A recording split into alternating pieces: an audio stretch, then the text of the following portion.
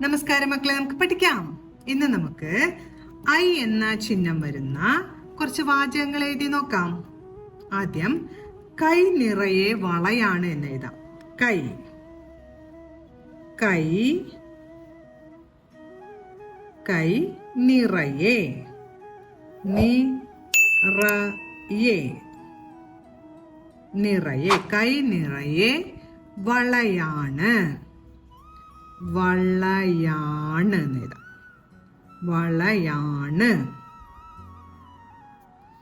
കൈ നിറയെ വളയാണ്. അടുത്തത്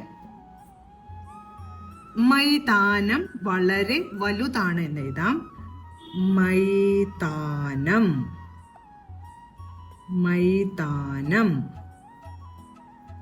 ഗ്രൗണ്ട് ആണ് കേട്ടോ. മൈതാനം മൈതാനം വളരെ വളരെ വലുതാണ് വലുതാണ് വലുതാണ്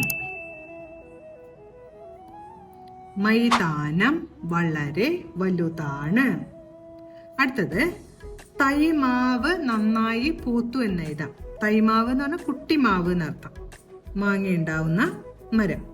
തൈമാവ് തൈമാവ്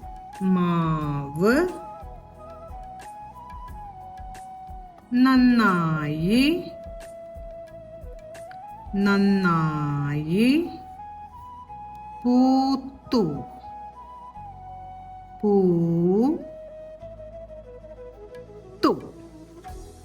നമ്മളിന്ന് ഐയുടെ ചിഹ്നം വരുന്ന വാചകങ്ങളാണ് പഠിച്ചത്. കൈ നിറയെ വളയാണ്. മൈതാനം വളരെ വലുതാണ്. അടുത്തത് തൈമാവ് നന്നായി പൂത്തു. ഓരോ വാചകങ്ങളും പറഞ്ഞുകൊണ്ട് എഴുതി പഠിക്കാൻ ശ്രമിക്കണം. അടുത്ത ക്ലാസ്സിൽ കാണാം മക്കളെ. നമസ്കാരം.